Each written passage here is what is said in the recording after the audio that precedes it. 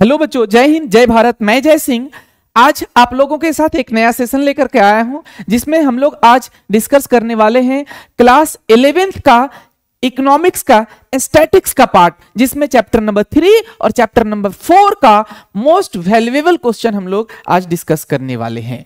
तो आइए हम लोग शुरुआत करते हैं पहला क्वेश्चन से। पहला क्वेश्चन कहता है कि प्राइमरी डेटा आर, प्राथमिक समांक होते हैं, यानी प्राइमरी डेटा कौन सा होता है? तो बच्चों प्राइमरी डेटा जो होता है ये ओरिजिनल होता है। कैसे कह सकते हैं प्राइमरी डेटा जो है वो ओरिजिनल होता है? ठीक है, तो मैं आपको थोड़ा सा बताने का कोशिश करूंगा, समझाने का कोशिश करूंगा कि प्राइमरी डेटा और सेकेंडरी डेटा दोनों में क्या डिफरेंसेस है। जब कोई डेटा मेरे खुद के द्वारा ही कलेक्ट किया गया, यानी जो डेटा पहले से, जिसके बारे में पहले से किसी के पास इंफॉर्मेशन नहीं था, मेरे द्वारा ही पहली बार वो डेटा कहीं से कलेक्ट किया गया, कहीं से इंफॉर्मेशन प्राप्त किया गया, तो डेटा प्राइमरी डेटा कहलाता है। जबकि वह डेटा जो ऑलरेडी किसी के द्वारा पहले कलेक्ट किया जा चुका है और फिर उस व्यक्ति से हम वो डेटा कलेक्ट कर रहे हैं, तो सेकेंडरी डेटा कहलाता है। जैसे सर, जैसे मान लो कि कोई दुर्घटना हुआ या कोई इवेंट हुआ, कोई घटना घटा, अब मीडिया वाला जो है उस घटना को डायरेक्ट वहां से कवरेज किया है, डायरेक्ट वहां से इंफॉर्मेशन को कलेक्ट किया है कि आखिर क्या घटना घटा। ठीक है, तो मीडिया के द्वारा जो वो कलेक्ट किया गया डेटा वो प्राइमरी डेटा कहलाएगा। लेकिन मीडिया जो है वो या तो न्यूज़पेपर में उसको छापा या अपना न्यूज चैनल में वो दिखाया, तो न्यूज चैनल के माध्यम से या उस न्यूज़पेपर के माध्यम से हम वो डेटा लिए, तो वो जो डेटा कहलाया वो सेकेंडरी डेटा। क्यों सर?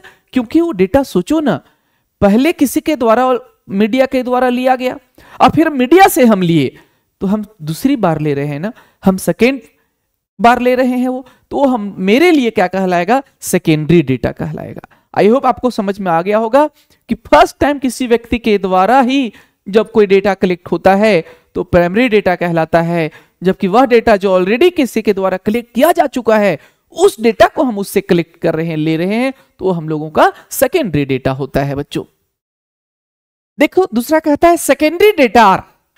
ठीक है, कहता है सेकेंडरी डेटा जो है वो कौन सा होता है, किसको सेकेंडरी डेटा कहेंगे? अभी ही आपको बताए हम कि मीडिया मान लो न्यूज़पेपर में पब्लिश किया उसको, तो क्या कहलाएगा? सेकेंडरी डेटा कहलाएगा। तो कोई भी डेटा पब्लिश किया जा चुका है, किसी के द्वारा दिखाया जा चुका है और वहां से फिर हम कलेक्ट कर रहे हैं, तो ये हम लोगों का सेकेंडरी डेटा कहलाता है। इसीलिए इसका करेक्ट आंसर हम लोगों का पब्लिश्ड डाटा होगा। नेक्स्ट कहता है प्राइमरी डेटा, प्राथमिक आंकड़े होते हैं। प्राइमरी डेटा होता है क्या? पब्लिश्ड होता है, डाटा कलेक्टेड बाय रिसर्चर होता है, या दोनों?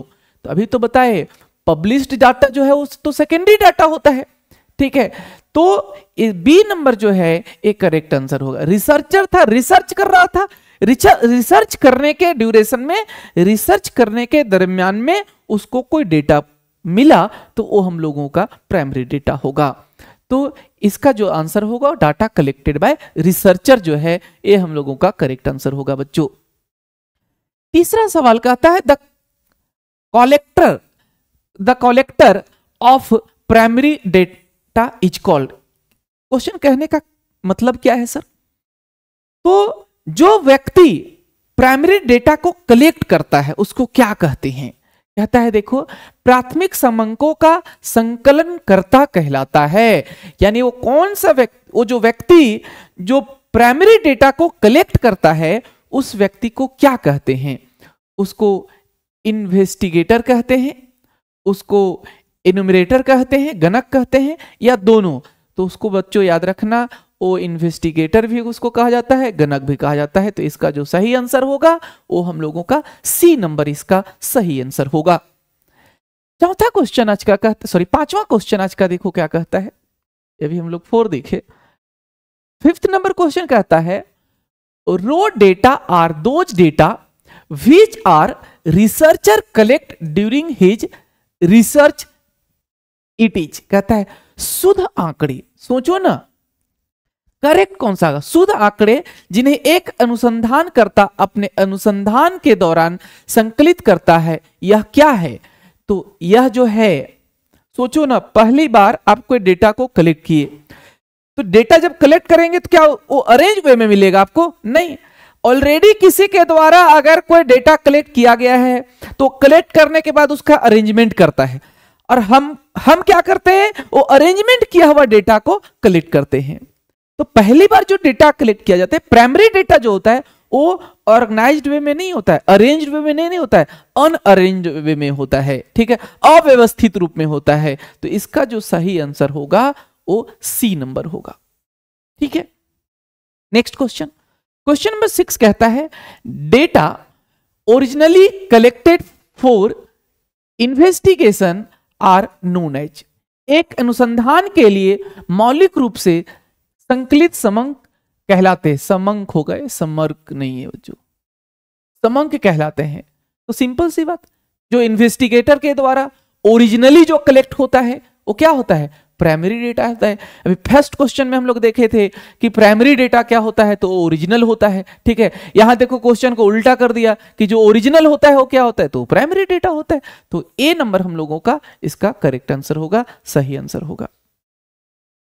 नेक्स्ट क्वेश्चन कहता है, क्या कहता है? देखो, कहता है the data collected by the investigator is called. वही क्वेश्चन के देखो घुमा फिरा के अलग अलग तरीके से पूछे। इन्वेस्टिगेटर के द्वारा अनुसंधान करता, यानी जो जांच करता है, जो रिसर्च करता है, उसके द्वारा जो डेटा कलेक्ट होता है बच्चों, वो कौन सा होता है? तो रिसर्चर के द्वारा प्राइमरी डेटा ही तो कलेक्ट होता है। तो इसका भी करेक्ट आंसर हम लोग का ए नंबर होगा। नेक्स्ट देखो क्वेश्चन क्या है, कहता है the source of data are. Data हम लोग कलेक्ट करते हैं ना, यानी आंकड़ा का जो स्रोत होगा, जो डेटा हम कलेक्ट करेंगे उसका सोर्स क्या होगा? कहां से डेटा कलेक्ट करेंगे हम? तो ओनली प्राइमरी होगा, ओनली सेकेंडरी होगा, या दोनों हो सकता है।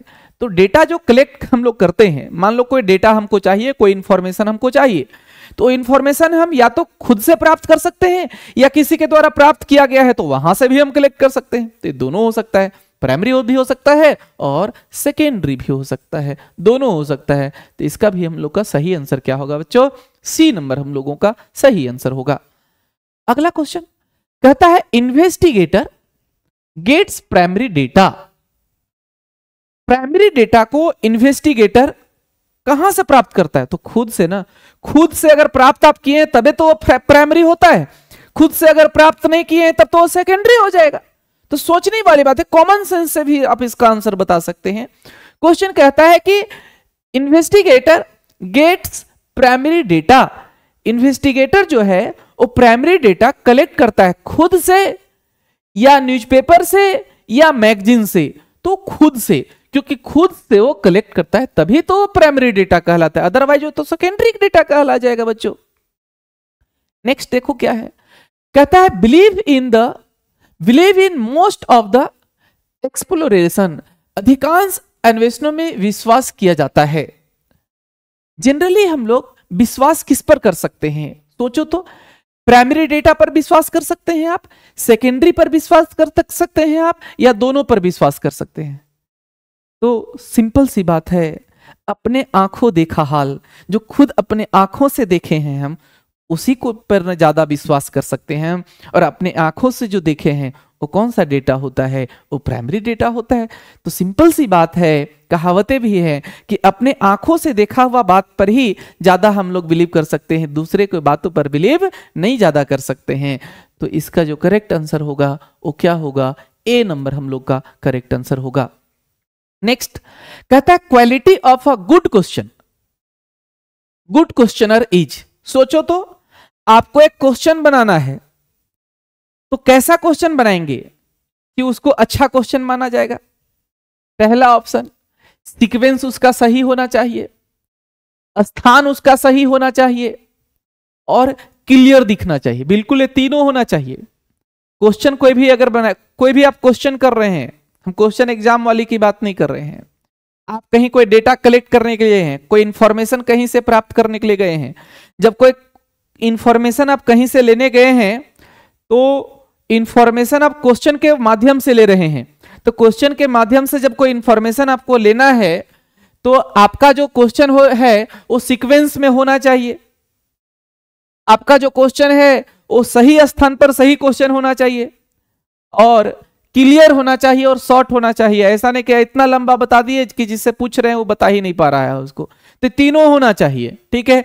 इसीलिए इसका जो सही आंसर होगा वो क्या होगा, ए ऑल ऑफ दीज होगा।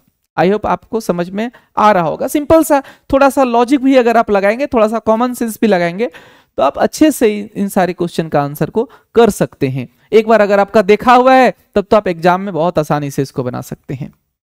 देखो नेक्स्ट क्या कहता है, कहता है investigation adopted by any personal union called. देखो व्यक्तिगत रूप से जो इन्वेस्टिगेशन किया जाता है वो क्या कहलाएगा, डायरेक्ट इन्वेस्टिगेशन कहा जाएगा, ग्रेजुअल इन्वेस्टिगेशन कहा जाएगा, लिमिटेड इन्वेस्टिगेशन होगा, तो ये डायरेक्ट होगा। जब डायरेक्टली किया जा रहा है, पर्सनली सोचो, पर्सनली जब आप इन्वेस्टिगेशन कर रहे हैं तो क्या कहलाया, डायरेक्टली कहलाया, प्रत्यक्ष कहलाया। नेक्स्ट कहता है a person who collect data is known as. वह व्यक्ति जो डेटा को कलेक्ट करता है, वह व्यक्ति जो डेटा को कलेक्ट करता है वो क्या कहलाएगा, प्रदर्शक कहलाएगा। प्रदर्शक तो उसको कहते हैं जो प्रदर्शन करता है, जो दिखाता है। आप तो डेटा को कलेक्ट कर रहे हैं, ठीक है। तो आप एनुमरेटर कहलाएंगे, गणनाकार कहलाएंगे। क्या कहलाएंगे, गणनाकार। आप समझ सकते हैं, ये नाम से ही पता चल रहा है, प्रदर्शक, ठीक है। आप प्रदर्शनी कर रहे हैं, दिखा रहे हैं। लेक्चरर, लेक्चरर मतलब उसका व्याख्या कर रहे हैं, आप एक्सप्लेन कर रहे हैं किसी चीज को। तो डेटा कलेक्ट करने के बाद ना करेंगे। यहां पूछा है कि जो कलेक्ट करता है उसको क्या बोलेंगे, तो जो कलेक्ट करता है उसको ऑपरेटर भी नहीं बोलेंगे, उसको क्या बोलते हैं, उसको गणनाकार, एनुमरेटर कहा जाता है बच्चों। नेक्स्ट कहता है qualities of good questioning are. फिर से वही क्वेश्चन है देखो, लेकिन ऑप्शन आपको अलग मिलेगा। अच्छे क्वेश्चन का अच्छे तरीके से आप क्वेश्चन करें। जब आप इन्वेस्टिगेशन करने गए, डेटा को कलेक्ट करने गए, कहीं से इंफॉर्मेशन कलेक्ट करने गए हैं, तो आपका क्वेश्चन किस सीक्वेंस में होना चाहिए, कैसा होना चाहिए। तो देखो पहला है सिंप्लिसिटी, बिल्कुल आसान भाषा में होना चाहिए, सरल भाषा में होना चाहिए, तभी तो जवाब दे पाएगा आपको, कोई इंफॉर्मेशन बता पाएगा आपको। दूसरा प्रॉपर ऑर्डर और सीक्वेंस होना चाहिए, क्वेश्चन होना चाहिए, मतलब जो क्वेश्चन कर रहे हैं आप वो प्रॉपर ऑर्डर में होना चाहिए, एक अच्छे सीक्वेंस में होना चाहिए, उचित क्रम में होना चाहिए। तीसरा लिमिटेड नंबर ऑफ क्वेश्चन होना चाहिए। हाँ, अब एक ही बार 10-12 को क्वेश्चन किसी से पूछ दीजिएगा तो बताने वाला परेशान हो जाएगा ना, ठीक है। तो तीनों चीज होना चाहिए, सिंपल क्वेश्चन, सिंप्लिसिटी भी होना चाहिए क्वेश्चन में, यानी सरलता, अब सरल भाषा में क्वेश्चन करना चाहिए होगा आपको। दूसरा आपका जो क्वेश्चन करने का जो तरीका होगा वो प्रॉपर ऑर्डर में होना चाहिए, अच्छे सीक्वेंस में होना चाहिए। तीसरा आप जो क्वेश्चन करेंगे एक ही बार बहुत ज्यादा क्वेश्चन नहीं करेंगे, लिमिटेड क्वेश्चन करेंगे। तो ये तीनों होना चाहिए, तीनों अगर है तो अच्छा क्वेश्चन कहलाएगा। यानी अच्छे क्वेश्चन के लिए तीनों होना जरूरी है, आप बोल सकते हैं। अच्छे क्वेश्चन के लिए, अच्छे क्वेश्चनिंग के लिए ये तीनों का होना आवश्यक है। अच्छे प्रश्नावली के लिए ये तीनों का होना आवश्यक है, इसलिए डी हम लोगों का सही आंसर होगा। नेक्स्ट क्वेश्चन देखोगे बच्चों, कहता है newspaper is a source of which types of data. अभी तो बताइए आपको, सोचिए तो, न्यूज़पेपर जो है वो किस टाइप का सोर्स ऑफ डेटा कहलाएगा, प्राइमरी कहलाएगा, सेकेंडरी कहलाएगा, दोनों कहलाएगा, नन ऑफ दीज। इसका आंसर हम नहीं बताएंगे, इसका आंसर आप बताएंगे, ये हम छोड़ रहे हैं। नेक्स्ट कहता है द सोर्स ऑफ, एक गलती है यहां पर लिखा हो जो पता नहीं क्या लिखा गया है। कहता है द्वितीय आंकड़ों का एक स्रोत है, the source of secondary data. Secondary data, secondary data का जो सोर्स होता है वो कौन सा होता है, सोचो तो। सेकेंडरी डेटा यानी वह डेटा जो ऑलरेडी किसी के द्वारा कलेक्ट किया गया है। वो डेटा आपका कहां से मिल सकता है, तो आपको इंटरनेट से मिल सकता है, मैगजीन से भी मिल सकता है, दोनों से मिल सकता है, हाँ या ना।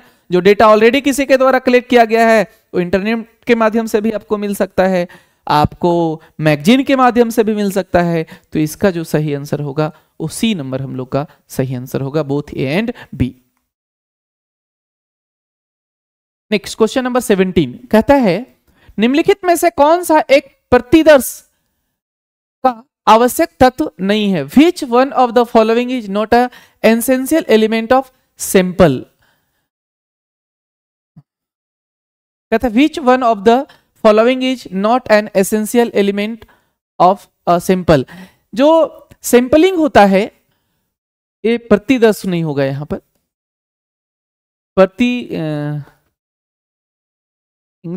इंग्लिश सॉरी हिंदी इसका एडजेक्ट मीनिंग थोड़ा सा हम कंफ्यूज कर रहे हैं, लेकिन प्रतिदर्श नहीं होगा।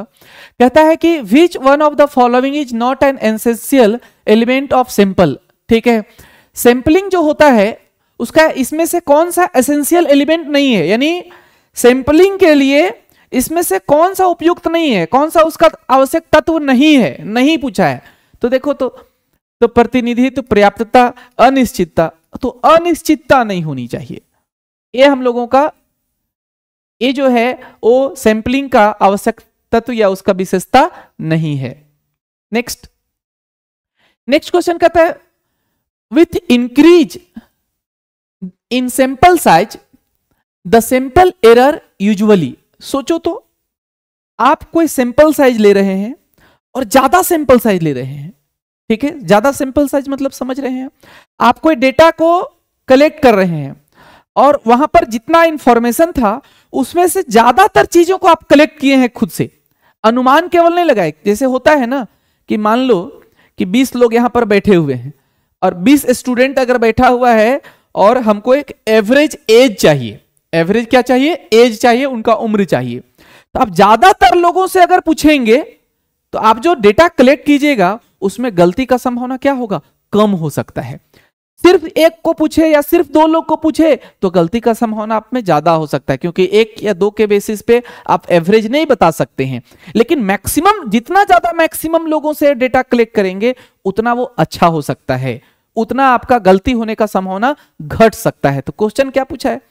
क्वेश्चन पूछा है कि अगर आप ज्यादातर लोगों से डेटा को कलेक्ट किए हैं, सैंपलिंग ज्यादा किए हैं, आप सैंपल के रूप में, नमूना के रूप में आप ज्यादा लिए हैं, तो ज्यादा जब लिए हैं सैंपल के रूप में तो आपका गलती जो है वो क्या होगा? कम होगा। तो देखो तो सही आंसर जो होगा वो पहला नंबर हम लोग का होगा, वो घटता है कि ज्यादा सैंपल जब लेते हैं तो क्या हो जाता है, हम लोगों का गलती का संभावना घट जाता है। नेक्स्ट कहता है गुड सैंपल ऑलवेज बेस्ट। ठीक है, आप कोई सैंपल लिए हैं, नमूना लिए हैं, वो अच्छा कब हो सकता है? देखो तो कहता है रैंडम सैंपलिंग, अस्थिर यानी स्टैटिक सैंपलिंग, क्लस्टर सैंपलिंग या ऑल ऑफ दीज। तो अच्छा होने के लिए क्या करते हैं? कहता है एक अच्छा न्यायाधीश हमेशा आधारित होता है a good sample always based. Good sample जो है हमेशा किस पर बेस्ड होता है? तो रैंडम पर बेस्ड होता है। कैसे सर, कैसे आप कह सकते हैं कि रैंडम पर बेस्ड होगा? आपको सैंपलिंग करना है, कोई नमूना निकालना है, आप देख के निकालेंगे तब तो सैंपलिंग हुआ ही नहीं। तो अचानक रैंडमली अगर वहां से निकालते हैं तो वो सबसे अच्छा माना जाता है। वो सबसे क्या माना जाता है? अच्छा माना जाता है। नेक्स्ट कहता है when each unit of universe is a study then it is called. जब समग्र की प्रत्येक इकाई का अध्ययन किया जाता है तो उसे कहते हैं, कहता है when each unit of universe is a study then it. अगर सभी को आप गणना करते हैं, सभी को कलेक्ट करते हैं, तो सभी देखो ना, आप जनगणना का नाम सुने होंगे। जनगणना में क्या होता है? हर एक व्यक्ति का डेटा को कलेक्ट किया जाता है, हर एक व्यक्ति का। तो हर एक व्यक्ति का जब डेटा को कलेक्ट किया जाता है तो वो क्या होता है? वो संगणक कहा जाता है, जिसको हम लोग जनगणना भी बोलते हैं। ठीक है, तो इसका जो सही आंसर होगा वो सेंसस इन्वेस्टिगेशन होगा। क्या हो जाएगा? सेंसस इन्वेस्टिगेशन इसका सही आंसर होगा। नेक्स्ट कहता है when selected unit of universe are a study then it is called. Selected को लिए हैं मतलब सबको नहीं लिए, 1-2 लिए केवल, तो 1-2 केवल लिए तो वो हम लोगों का क्या कहलाएगा? वो सिंपल इन्वेस्टिगेशन कहलाएगा। क्या कहलाएगा? सिंपल इन्वेस्टिगेशन कहलाएगा। सिर्फ 1-2 को लिए, सभी डेटा को आप कलेक्ट किए हैं, सभी को बारी बारी एक इंडिविजुअली अगर आप डेटा को कलेक्ट किए हैं, सभी को इंडिविजुअली अगर आप पूछे हैं, तब वो हम लोगों का सेंसस हो जाता है, वो संगणक कहलाएगा। लेकिन अगर रैंडमली 1-2 केवल कलेक्ट किए तो हम लोग का क्या कहलाता है? वो सिंपल इन्वेस्टिगेशन होता है। क्वेश्चन नंबर 22 है census method is. Census method जो है वो कहां उपयुक्त है? ऑप्शन देख करके आपको समझ में आ रहा होगा कि कहां उपयुक्त होता है, वो पूछा है। Suitable where unit of the universe are not homogeneous. दूसरा, suitable where unit of the universe are homogeneous. समझो ना, जब एक जैसा सब कुछ रहता है ना, तो हम लोग सिंपल मेथड को यूज करते हैं। सिंपल मतलब उसमें से एक दो डेटा कलेक्ट किए, उसी के अनुसार बाकी का इंफॉर्मेशन हम लोग अपने से अनुमान लगा लेते हैं। कब? जब एक जैसा होता है, होमोजेनियस होता है। लेकिन जब होमोजेनियस नहीं होता है, जब एक जैसा डेटा नहीं है, तो हम लोग को क्या करना होता है? इंडिविजुअली एक एक को कलेक्ट करना पड़ता है, एक एक का डेटा का इंफॉर्मेशन हम लोगों को लेना पड़ता है। तो यहां पूछा था कि सेंसस मेथड कब यूज किया जाता है, तो सेंसस मेथड हम लोग तब यूज करते हैं जब होमोजेनियस नहीं होता है, एक जैसा जब नहीं होता है। जब एक जैसा नहीं होता है, सब अलग अलग जैसा होता है, तो एक एक का इंफॉर्मेशन आपको कलेक्ट करना होगा, सभी का इंफॉर्मेशन आपको प्राप्त करना होगा। तो हम लोगों का जो इसका सही आंसर होगा वो होगा suitable where unit of the universe are not homogeneous. अगर होमोजेनियस नहीं है, एक जैसा नहीं है, तब हम लोगों को इसका आवश्यकता पड़ता है, किसका? सेंसस का। नेक्स्ट कहता है census method is more suitable for. Census method जो है वो किसमें सुटेबल होता है? अभी तो बताए, जब होमोजेनियस नहीं रहेगा, एक जैसा नहीं रहेगा, तब सेंसस मेथड। ठीक है, जब एक जैसा नहीं रहेगा तब सेंसस मेथड, और जब एक जैसा है तो सिंपल मेथड। तो देखो, तो होमोजेनियस डेटा, हेटेरोजेनियस डेटा और ऑल डेटा, तो ये वी जातीय समांक होता है heterogeneous data.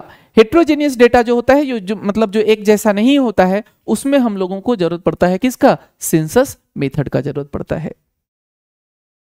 Next question number 24 कहता है यदि समग्र में से कुछ चुनी हुई इकाइयों का अध्ययन किया जाए, यानी सब नहीं, सब में से कुछ, ठीक है, सम सेलेक्टेड यूनिट आर, कहता है if from the population some selected unit are study then it is called.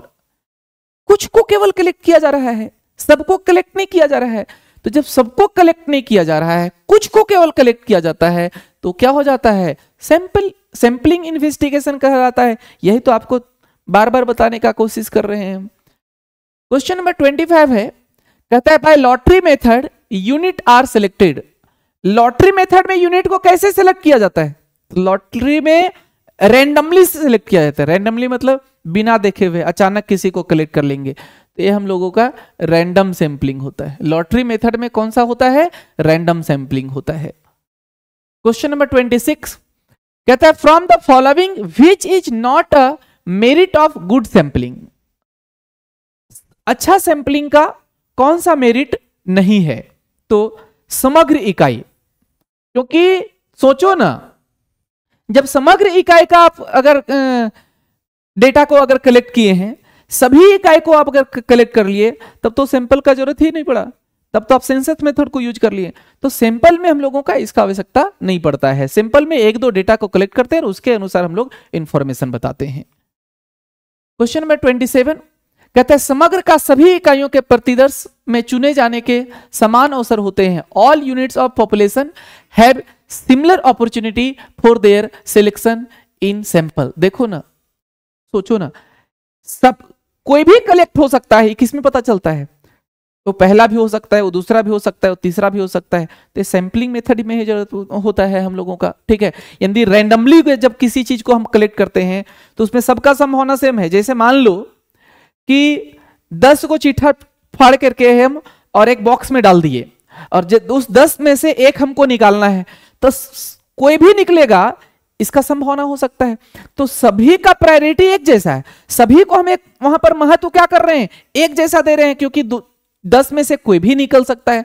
तो हम लोगों का रैंडम सैंपलिंग में होता है। किस में होता है? रैंडम सैंपलिंग में होता है। क्वेश्चन नंबर 28 कहता है a small group of item taken from the population is called. Small group लिया जा रहा है, तो उसमें सेंसस में, सैंपल में, स्टेट में, और लास्ट बोला है प्रश्नावली में। कहता है समग्र के एक छोटे से समूह को क्या कहते हैं? समग्र का एक छोटा सा समूह कह रहा है, तो समग्र का एक छोटा जो समूह होगा वो हम लोग का क्या होगा? सैंपल कहलाता है। सबका बात नहीं कर रहा है, समग्र में से एक छोटा सा समूह का बात कर रहा है। ठीक है, नेक्स्ट क्वेश्चन नंबर 29 है हम लोगों का।